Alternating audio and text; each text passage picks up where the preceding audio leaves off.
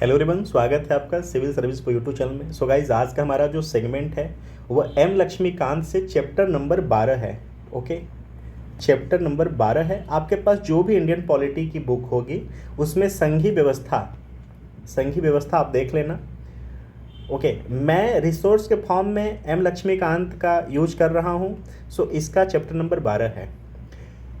संघ लोक सेवा आयोग और स्टेट पीसीएस में आंसर राइटिंग में मैक्सिमम संघीय व्यवस्था से क्वेश्चंस रहते हैं और हमें पता है कि ये सेगमेंट काफ़ी छोटा है, लेकिन इसका हम आंसर देने में कंफ्यूज हो जाते हैं, क्योंकि जब क्वेश्चन पूछे जाते हैं तो उनका जो वर्ड का संरचना होता है इस हिसाब से किया गया होता है कि हमें आता हुआ क्वेश्चन भी हम नहीं आंसर दे पाते हैं, जबकि सेगमेंट बहुत छोटा है, बहुत ही शॉर्ट की इसको पढ़ना है।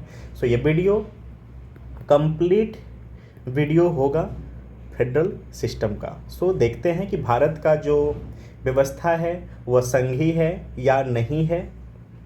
इस वीडियो में क्लियर में भी कि कोई कन्फ्यूज़न ऐसा हो तो आप कमेंट बॉक्स में कमेंट करना, कोशिश किया जाएगा आंसर देने का। हालांकि फुल कोशिश रहेगी कि जितने भी डाउट हैं आज इस वीडियो में कंप्लीट कर दिए जाएंगे। सो स्टार्ट करते हैं। राजनीति शास्त्रियों ने राष्ट्रीय सरकार एवं क्षेत्रीय सरकार के संबंध की प्रकृति के आधार पर सरकार को दो भागों, एक है एकल और दूसरा है संघीय में वर्गीकृत किया गया है। ठीक है, एकल और दूसरा है संघीय।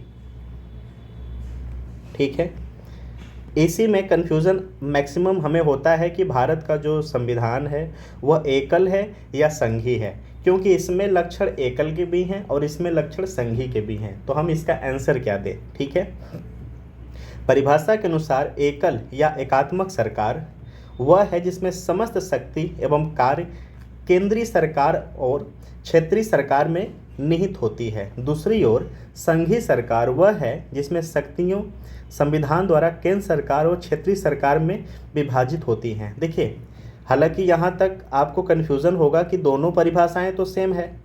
ठीक है, देखिए दोनों में अंतर क्या है कि एक में है कि जो केंद्र है और दूसरा जो क्षेत्र सरकार है, इसको आप राज्य सरकार भी कह सकते हैं। यहाँ पर दोनों को शक्तियाँ दी गई हैं। ठीक है, लेकिन संघीय में क्या बोल रहा है? संघीय में ये कह रहा है कि जो सेंट्रल गवर्नमेंट है और जो स्टेट गवर्नमेंट या लोकल गवर्नमेंट है, ठीक है, इनको शक्तियाँ दी गई हैं। अब देखिए, यहाँ पर भी शक्तियाँ दी गई हैं। ठीक है, एकल में, और यहाँ पे भी शक्तियाँ दी गई हैं संघीय में। फिर दोनों में डिफरेंस क्या हुआ? एकल में शक्ति दी गई है, लेकिन जो शक्ति का विभाजन नहीं किया गया है। ठीक है, जरूरत पड़ने पे केंद्र ही शक्ति को ऑर्गेनाइज करेगा, लेकिन एकल में जो पावर दिया गया है दोनों को, अगर कभी ऐसा आवश्यकता पड़ता है तो जो केंद्र है उसकी ही पावर मानी जाएगी हर एक काम पे। लेकिन संघीय व्यवस्था जो है, फेडरल सिस्टम जो है, यहाँ पर ये कहा जा रहा है कि कुछ शक्तियाँ दी गई हैं सेंट्रल गवर्नमेंट को, कुछ शक्तियाँ दी गई हैं स्टेट गवर्नमेंट को। ठीक है, और दोनों का शक्तियों का आपस में बंटवारा है। ठीक है, यानी केंद्र, राज्य या लोकल जो गवर्नमेंट है उनके शक्ति का अतिक्रमण नहीं कर सकता है। यह है संघीय व्यवस्था। ठीक है, जो एकल है ये अतिक्रमण कर सकता है। ओके, सो आई होप कि यहाँ से संघीय और एकल क्लियर हो गया। आगे देखते हैं। दोनों अपने अधिकार क्षेत्रों का प्रयोग स्वतंत्रता पूर्वक करते हैं, जैसे ब्रिटेन, फ्रांस, जापान, चीन, Italy, Belgium, Norway, Sweden. Okay, ये जो पैरा है मस्ट इम्पॉर्टेंट पैरा है। अगर आप पूरा वीडियो न देख के बस ये पैरा वाला काम कंप्लीट कर लेंगे तो भी आपका संघीय का जो कन्फ्यूज़न है वो क्लियर हो जाएगा। सो इसको हम लोग देख लेते हैं। एक तरफ है संघीय सरकार, एक तरफ है एकात्मक सरकार। ठीक है, संघीय सरकार का पहचान क्या है कि दोहरी सरकार होगी, यानी एक सेंट्रल गवर्नमेंट होगा और दूसरा स्टेट गवर्नमेंट या लोकल गवर्नमेंट होगा। क्लियर? एकात्मक में क्या है?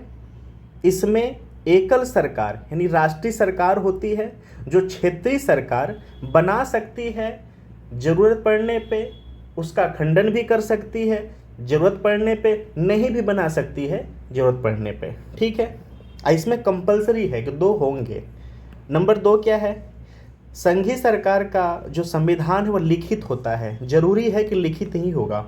एकात्मक में क्या है, संविधान लिखित हो भी सकता है और नहीं भी हो सकता है। संघीय सरकार फ्रांस में है, फेडरल गवर्नमेंट फ्रांस में है, लेकिन ब्रिटेन में भी है, लेकिन ब्रिटेन का जो संविधान वो लिखित नहीं है, फ्रांस का लिखित है। तो इसमें जो नहीं कि लिखित हो भी सकता है, नहीं भी हो सकता है।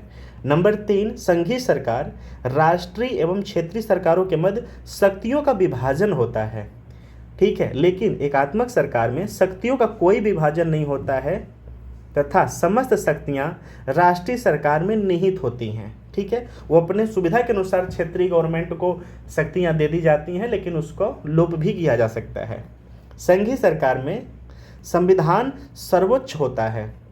नंबर 4, एकात्मक में क्या है कि संविधान सर्वोच्च भी हो सकता है और नहीं भी हो सकता है। जैसे संघीय सरकार है जापान में, लेकिन जापान में संविधान सर्वोच्च है, ठीक है, लेकिन ब्रिटेन में नहीं है।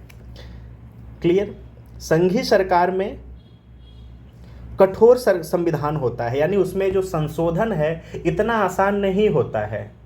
ठीक है, क्लियर। जैसे कि अमेरिका का जो संविधान है कठोर संविधान है, संशोधन इतना नॉर्मल नहीं जैसे भारत में हो जाता है।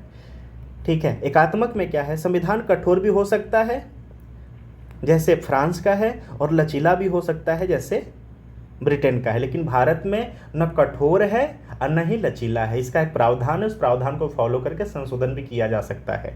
ठीक है, संघीय सरकार स्वतंत्र न्यायपालिका होती है। ठीक है, लेकिन एकात्मक में क्या है कि न्यायपालिका स्वतंत्र भी हो सकती है और नहीं भी हो सकती है। ठीक, संघीय सरकार में द्विसदनी विधायिका होती है। ठीक है, अपर हाउस और लोअर हाउस।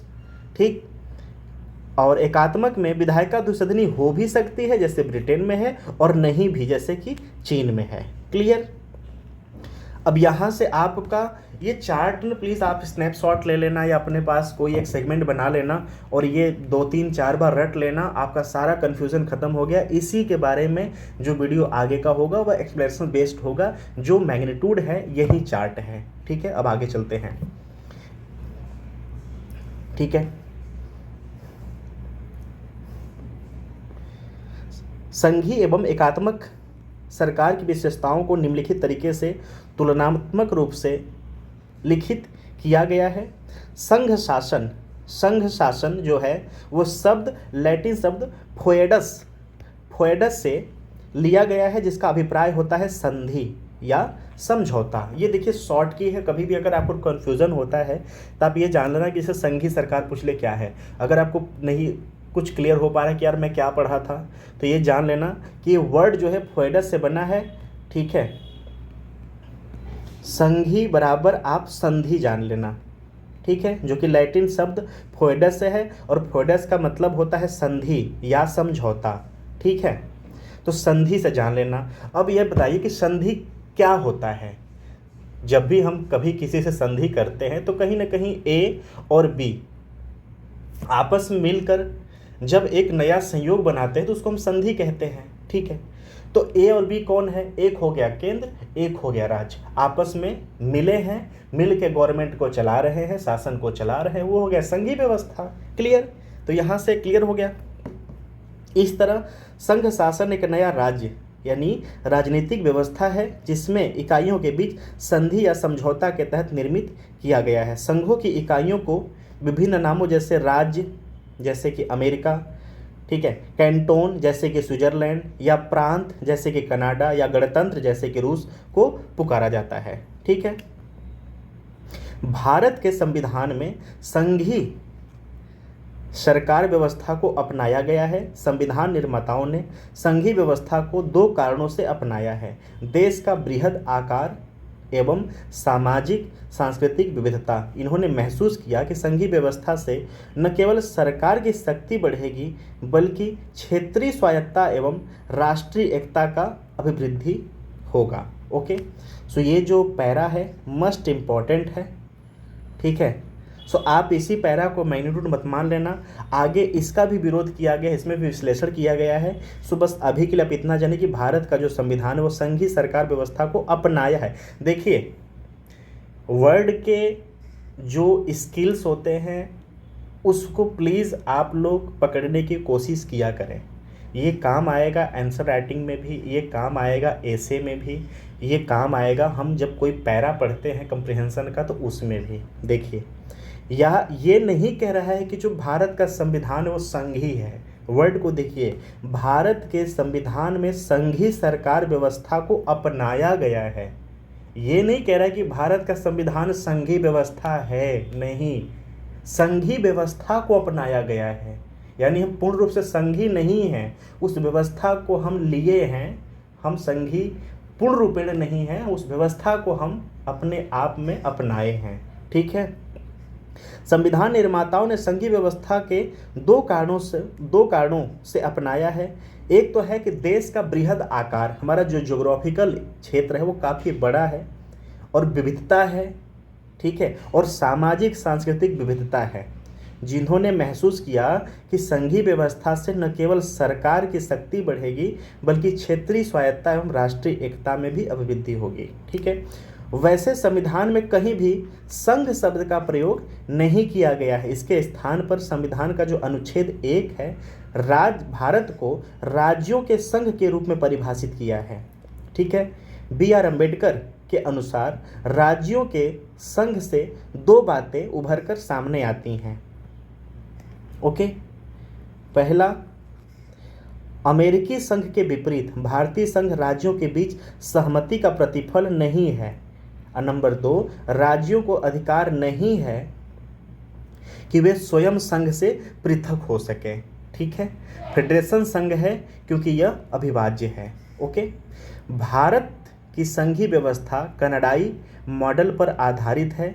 एक अत्यंत सशक्त केंद्र होने के आधार पर कनाडाई मॉडल अमेरिकी मॉडल से सर्वथा भिन्न है। भारतीय संघीय व्यवस्था कनाडाई व्यवस्था से इन आधारों पर समानता प्रदर्शित करता है। ठीक है, नंबर 1, इसका निर्माण यानी कि विखंडित होने के तरीके। नंबर 2, संघ शब्द का प्रमुखता का प्रयोग, कनाडा में भी संघ शब्द का प्रयोग किया गया है। नंबर 3, इसकी केंद्रीकरण की प्रवृत्ति, राज्यों की तुलना में केंद्र ज़्यादा शक्तिशाली होता है। देखिए, आपने अगर पढ़ा है सेगमेंट को तो आपने पढ़ा होगा समवर्ती सूची। ठीक है, जो समवर्ती सूची है, समवर्ती सूची क्या कहता है कि राज्य किसी भी मुद्दे पर जो कि उसका अपना क्षेत्र है उस पे नियम बना सकता है। ठीक है, केंद्र भी बना सकता है। ठीक है, लेकिन जब आपस में दोनों कानून लड़ेंगे तो उसमें जो केंद्र के द्वारा बनाया गया कानून है उसी को सर्वमान्य माना जाता है। ठीक है, तो कहीं ना कहीं राज्य के पावर को यहाँ पर कम किया गया और केंद्र के पावर को बढ़ाया गया। और एकात्मक सरकार की जो लक्षण है वह समवर्ती सूची के क्वालिटी ये बताता है कि कहीं ना कहीं जो भारत का संविधान है वो एकात्मक की तरफ ही जाता है। ठीक है, सो देखिए ये डिफरेंस है। ठीक है ना, थोड़ा सा यहाँ से माइंड करके आप प्लीज़ चलना, बस थोड़ा सा वीडियो और बचा है और सारा क्लियर हो जाएगा कि भारत का जो संविधान है वो संघीय है, एकात्मक है या दोनों है या नहीं है। ठीक है, क्लियर। आगे चलते हैं। संविधान की संघीय विशेषता। भारतीय संविधान संघीय विशेषताओं, जो संघीय व्यवस्था निम्नलिखित है। नंबर 1, द्वैध राज पद्धति।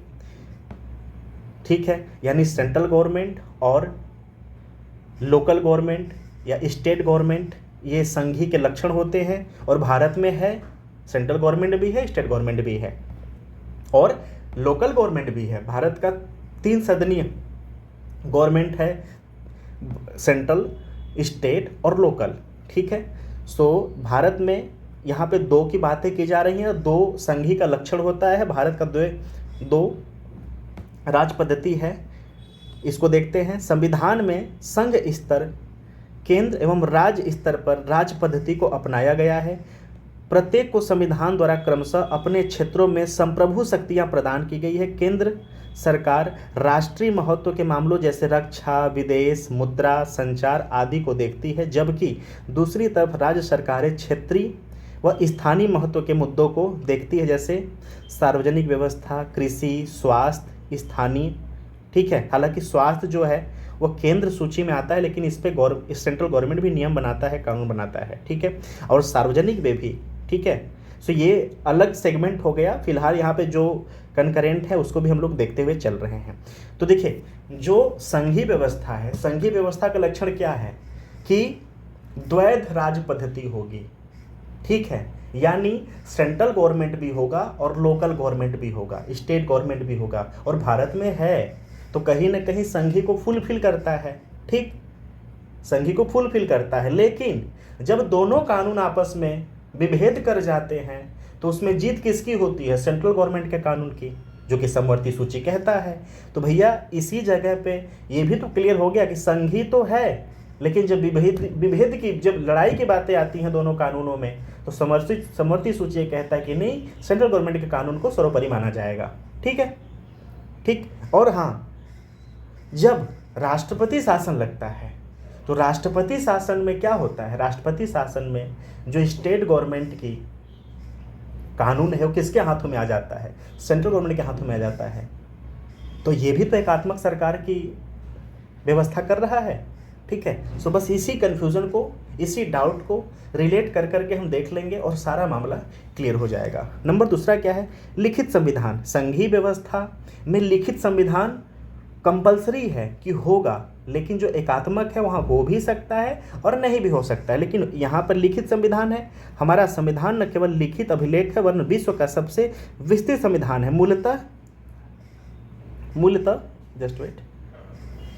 मूलतः इसमें प्रस्तावना, आर्टिकल, ठीक। और ये देखिए, ये जो हमारा भारत का जब संविधान शुरुआत में आया था ना, उस समय का ये पूरा का पूरा डाटा है। सो आज का डाटा बिल्कुल अलग हो गया है। सो देखिए, ये जो 395 अनुच्छेद, ठीक है, जो 22 इसके भाग हैं, ठीक है, 8 जो शेड्यूल है, अब पूरा का पूरा परिवर्तित हो गया है। 2022 के हिसाब से अगर हम बात करें तो देखिए लगभग 470 आर्टिकल हो गए हैं। क्लियर? और 25 पार्ट हो गया। ठीक, 22 था, 22 से 25 हो गया है। Okay, clear?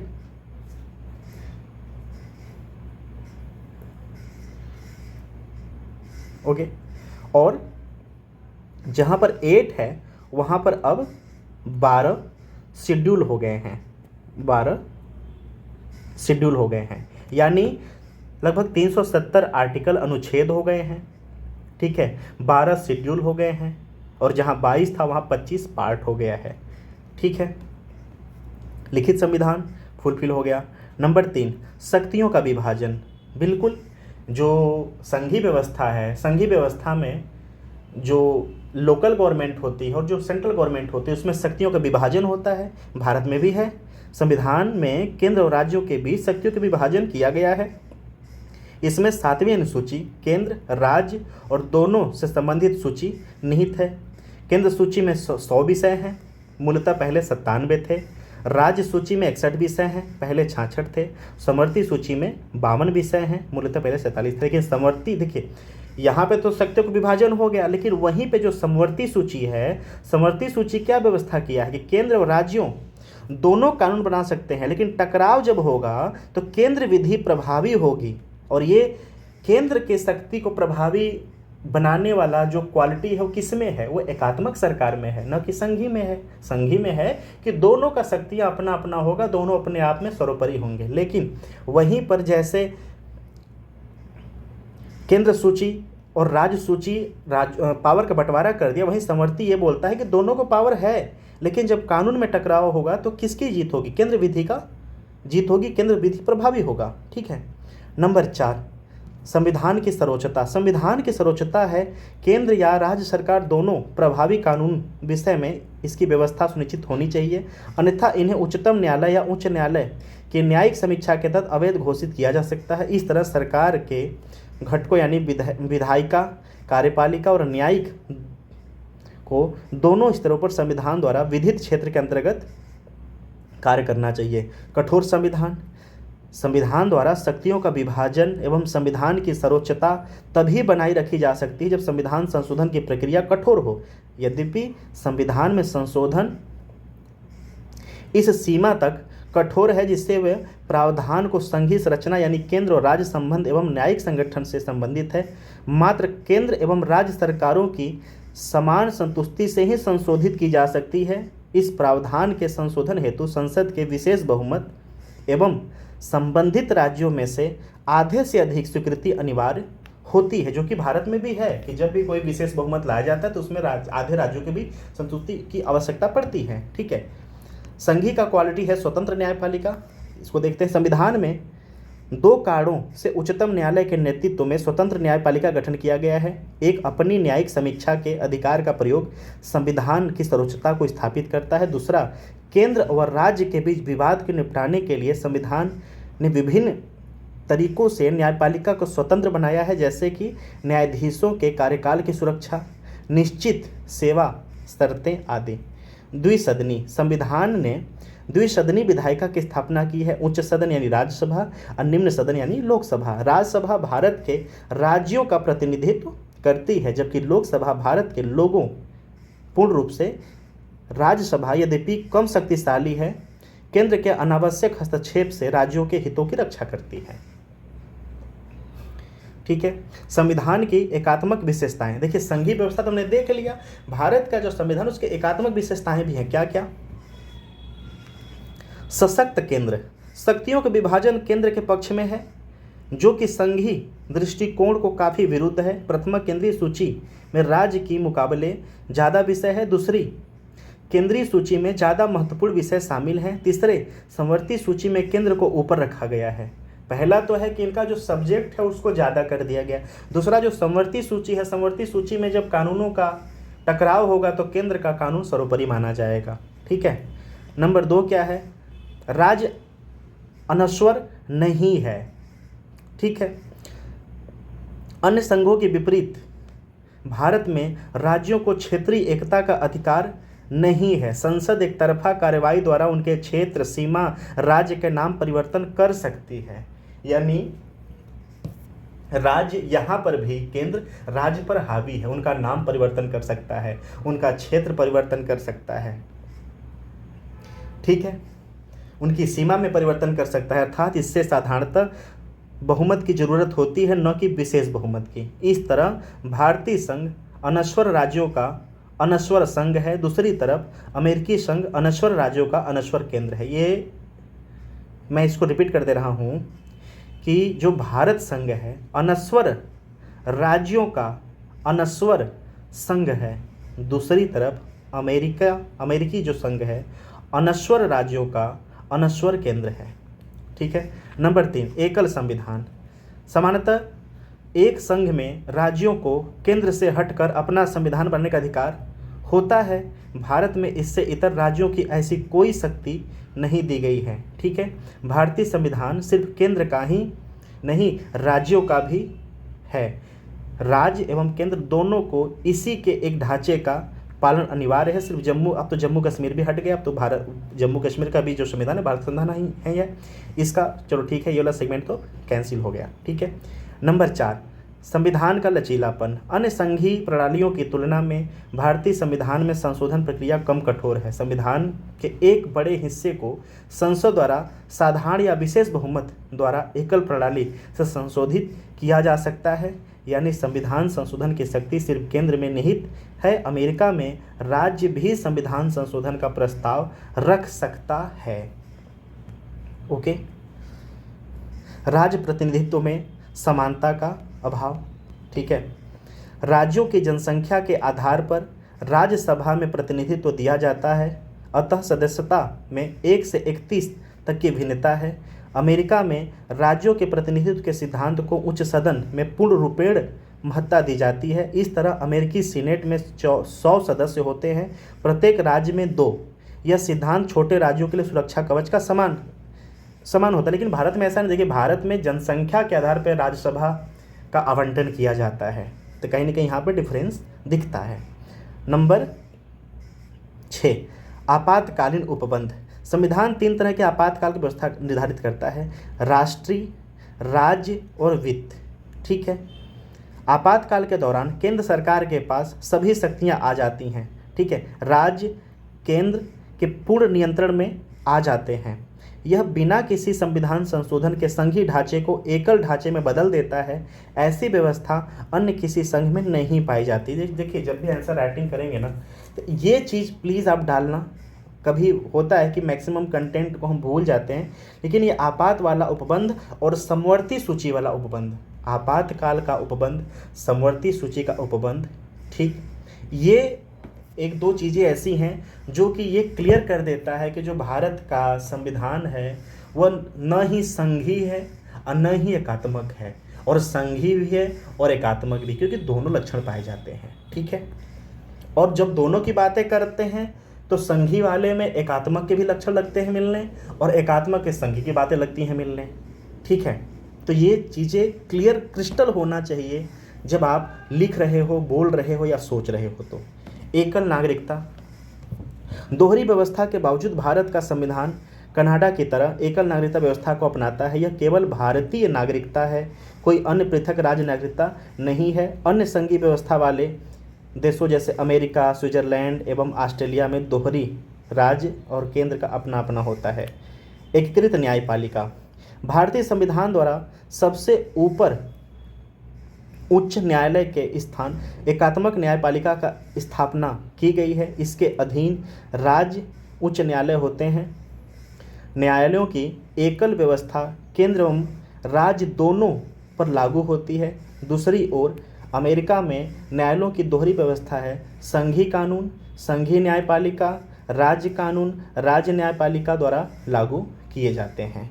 ठीक है, अखिल भारतीय सेवा, अमेरिका में संघीय सरकार एवं राज्य सरकारों की अपनी लोक सेवाएं होती हैं। भारत में भी केंद्र और राज्य की 2 पृथक लोक सेवाएं होती हैं, लेकिन इसके अतिरिक्त अखिल भारतीय सेवा जो IAS, IPS और IFS केंद्र और राज्य दोनों के लिए हैं, लेकिन केंद्र द्वारा इन सेवाओं की सदस्यता का चयन किया जाता है, उन्हें प्रशिक्षण दिया जाता है। ठीक, और उन पर केंद्र का पूर्ण रूपेण नियंत्रण भी होता है। अतः ये सेवाएं संविधान के अंतर्गत संघीय संविधान का उल्लंघन करती हैं। ठीक है भाई, जो IAS डिस्ट्रिक्ट मजिस्ट्रेट और जो IPS SP DSP बन करके राज्यों में जाते हैं, उस पे जो नियंत्रण होता तो राज्य का भी है उन पे, लेकिन केंद्र के भी उस पर होता है ना, और लास्ट में फाइनली केंद्र के ही प्रभुत्व को माना जाता है।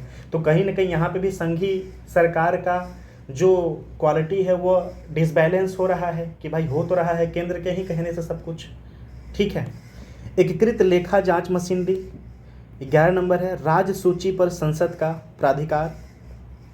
ठीक, नंबर 12 राज्यपाल की नियुक्ति, राज्यपाल राज्य का प्रमुख होता है, जिसकी नियुक्ति राष्ट्रपति द्वारा की जाती है। वह केंद्र के एजेंट के रूप में कार्य करता है। राज्यपाल के माध्यम से केंद्र राज्य पर नियंत्रण करता है। इसके विपरीत अमेरिका में राज्य प्रमुख निर्वाचित होते हैं। इसके संदर्भ में भारत में कनाडाई प्रणाली को अपनाया गया है।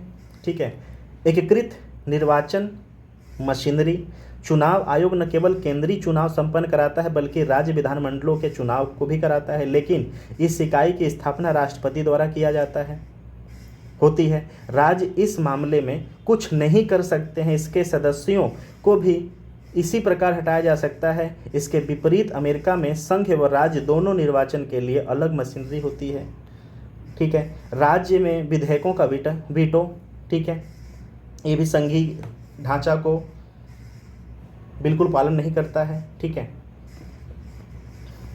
सो गाइज आई होप कि आपको ये सेगमेंट बेहतर लगा होगा। संघीय जो व्यवस्था थी वो इस वीडियो में एम लक्ष्मीकांत का चैप्टर नंबर 12 पूरा कंप्लीट हुआ।